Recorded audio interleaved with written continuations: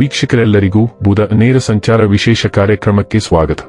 ವೀಕ್ಷಕರೇ, ವೈದಿಕ ಜ್ಯೋತಿಷ್ಯದ ಪ್ರಕಾರ ಗ್ರಹಗಳ ರಾಜಕುಮಾರ ಬುಧ ಕುಂಭ ರಾಶಿಯಲ್ಲಿ ನೇರವಾಗಿ ಚಲಿಸಲಿದ್ದಾನೆ. ಬುಧ ಗ್ರಹವು ಬುದ್ಧಿಶಕ್ತಿ, ವ್ಯವಹಾರ, ಸಂವಹನ ಮತ್ತು ವೃತ್ತಿಜೀವನದ ಆಳುವ ಗ್ರಹವೆಂದು ಪರಿಗಣಿಸಲಾಗಿದೆ. ಬುಧ ಗ್ರಹವು ನೇರವಾಗಿ ತಿರುಗಿದಾಗ ಸ್ಥಗಿತಗೊಂಡ ಕೆಲಸಗಳು ಸುಲಭವಾಗಿ ಪೂರ್ಣಗೊಳ್ಳಲು ಪ್ರಾರಂಭಿಸುತ್ತವೆ ಮತ್ತು ಪ್ರಗತಿಗೆ ಹೊಸ ಮಾರ್ಗಗಳು ತೆರೆದುಕೊಳ್ಳುತ್ತವೆ. ನವಗ್ರಹಗಳಲ್ಲಿ ಗ್ರಹಗಳ ರಾಜಕುಮಾರ ಬುಧನು ಅತ್ಯಂತ ಮಹತ್ವದ ಸ್ಥಾನವನ್ನು ಹೊಂದಿದೆ.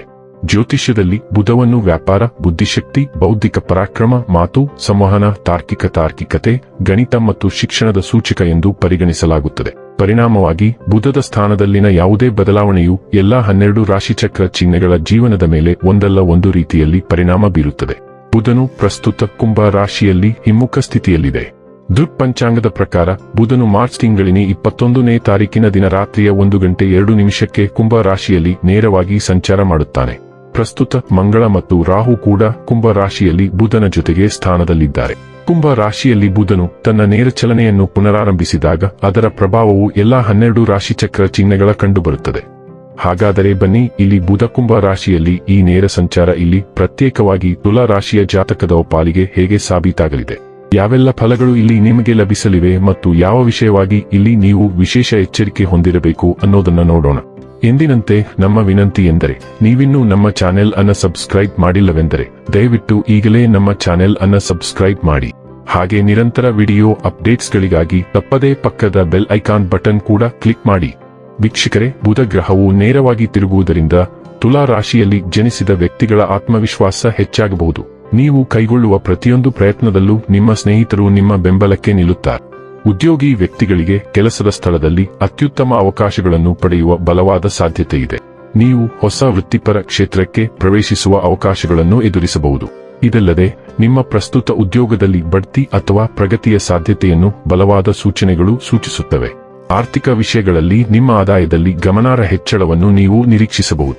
ಗಳಿಕೆಯ ಈ ಏರಿಕೆಯ ಜೊತೆಗೆ ಉಳಿತಾಯವನ್ನು ಸಂಗ್ರಹಿಸುವುದು ನಿಮಗೆ ಸುಲಭವಾಗುತ್ತದೆ. ಇದರಿಂದಾಗಿ ನಿಮ್ಮ ಆರ್ಥಿಕ ಭದ್ರತೆಯನ್ನು ಖಚಿತಪಡಿಸಿಕೊಳ್ಳಬಹುದು. ನೀವು ಹಿಂದೆ ಯಾವುದೇ ಹೂಡಿಕೆಗಳನ್ನು ಮಾಡಿದ್ದರೆ ಆ ಹೂಡಿಕೆಗಳ ಲಾಭವನ್ನು ನೀವು ಶೀಘ್ರದಲ್ಲೇ ಪಡೆಯಬಹುದು ಎಂದು ನಿರೀಕ್ಷಿಸಬಹುದು. ಈ ಅವಧಿಯಲ್ಲಿ ಹೂಡಿಕೆಗಳಿಗೆ ಸಂಬಂಧಿಸಿದಂತೆ ಪ್ರಮುಖ ನಿರ್ಧಾರಗಳನ್ನು ತೆಗೆದುಕೊಳ್ಳುವುದು ನಿಮಗೆ ಹೆಚ್ಚು ಲಾಭದಾಯಕವಾಗಬಹುದು. ತುಲಾ ರಾಶಿಯ ವ್ಯಕ್ತಿಗಳಿಗೆ 9ನೇ ಮತ್ತು 12ನೇ ಮನೆಗಳ ಅಧಿಪತಿ ಬುಧ ಮತ್ತು ನೇರವಾಗಿ ಹೋದ ನಂತರ ಅದು 5ನೇ ಮನೆಯಲ್ಲಿ ನೆಲೆಸುತ್ತದೆ. ಕಾಲಾನಂತರದಲ್ಲಿ ನೀವು ಸಂತೃಪ್ತಿ ಮತ್ತು ಆತ್ಮವಿಶ್ವಾಸವನ್ನು ನೋಡುತ್ತೀರಿ. ನೀವು ಇದನ್ನು ಹಿಡಿದಿಟ್ಟುಕೊಳ್ಳಲು ಸಾಧ್ಯವಾಗುತ್ತದೆ.